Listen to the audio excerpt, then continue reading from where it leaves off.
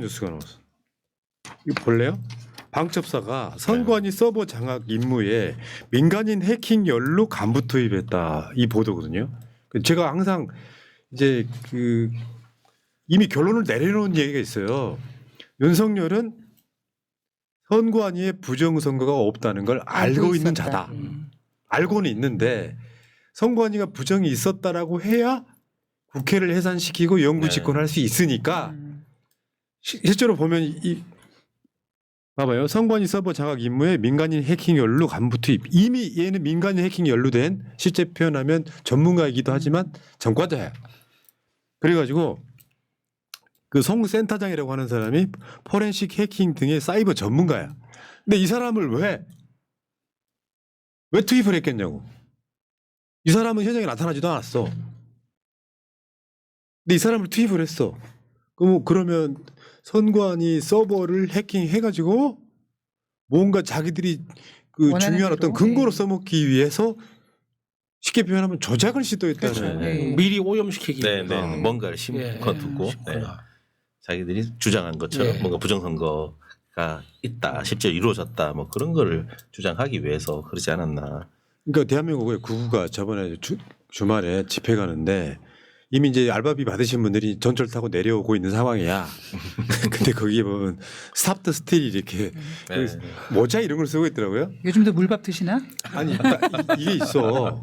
이거는 선관위도 오늘 또 보니까 저 앞에 있는 삼거리에 뭐 헌법재판관 75%가 선관위 출신 이렇게 현수막을 걸어놨더라고요. 정광훈당에서. 근데요 여러분 윤석열이가 임명한 대학교 때 동문 동창이 선관위 사무총장으로 갔어요.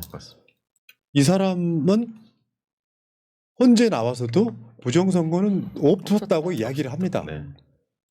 그런데도 불구하고 부정선거가 있었다라고 결론을 내려놓고 나는 부정선거가 있었기 때문에 그걸 알아보려고 계엄을 했다라고 하는 논리가 성립이 돼요? 안 되죠.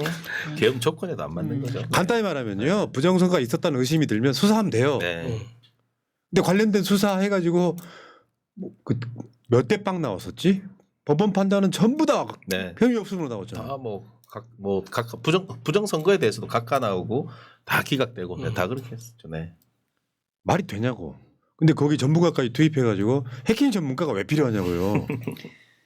그러니까 선관위에 왜 군인을 보냈냐 그랬을 때 점검하기 위해서 점검을 위해서 보냈다고 하지 않았습니까? 그런 거짓말한 거죠. 야 그리고 하나 더 있어요. 방첩사 간부가 그때 선관위를 갔던 방첩사 간부가 대검 국정원 간부와 연쇄 통화했다. 이것도 있어요. 한번 생각해 보세요.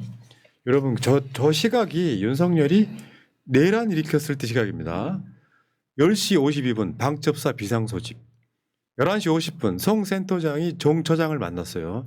그다음에 0시 넘어서 24분에 센터원들 소집 시작. 0시 37분 박땡땡 검사와 통화. 0시 37분 한땡땡 국정원 처장과 통화. 다음에 37분에 센터원들이 이병소를 이탈했다. 이런 거예요. 그래놓고 왜 통화했냐 그러니까 안부 전화했다는. 새벽에 00시에. 그 윤석열이랑 똑같은 거 아니야? 뭐야 김건희 얘기 휴대폰 윤석열이가 그 국정원 1차장 왜 통화했냐 그러니까 자기가 계엄 내려놓고 안부 물었다는 거 아니야? 함정환. 아니 좀 거짓말을 하려고 해도 조금 성의 성의 있게 좀 어느 정도 그래도 글을 비슷하게 해야 되는데 그냥 너무 막 지르니까 그게 일상생활인 것 같습니다. 이 사람들은. 그러니까 결국은 이거예요. 이진동 대검 차장일지 저는 심우정이 깊숙이 개입돼 있다고 보는 사람이에요. 윤석을 풀어줬잖아요.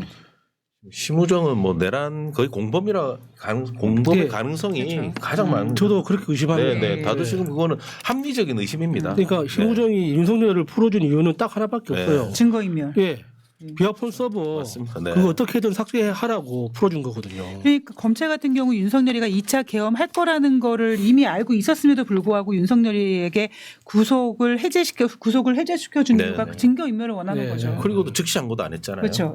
상식적이지 않게 즉시 항고도 안 하고. 네. 계속 영장하고 기소 여부도 계속 시간을 끌었고 뭐 고검장이 왜 합니까? 자기들이 국수본이 다 있고 국수본에서 국수본 다 수사를 다 했는데 다 해서 다 올렸으면은 바로 기소하고 한 이후에 기소 유지를 어떻게 할 건지에 대해서 회의를 하면 되는 건데 기소 여부에 대한 고검장회를 열 이유가 없잖아요. 그렇죠. 또 시간을 끌었던 거고 그러고 나서 이게 다 그때부터 뭔가 이렇게 작당을 하지 않았나 이런 의심이 드는 거예요. 그리고 윤석열이가 몸담은 곳이 검찰이잖아요. 검찰 자기 식구들을 빼고 계엄을 한다라는 건 말이 안 되는 거죠. 그러니까 니들은 계속해서 수사권 갖고 있어야 되니까 네. 내란에 끼지 마. 네. 그랬을 놈이 아니잖아. 네. 야, 그러니까 내가 봤을 땐 그래요. 저도 정치 관심 갖기 시작한 지 진짜 수십 년 됐거든요. 광주 출신이다 보니까 중학교 때부터 신문 정치면 본 사람이야. 근데 내가 보기에 제가 겪어본 여러 가지 정권 중에 최악인 것 같아요.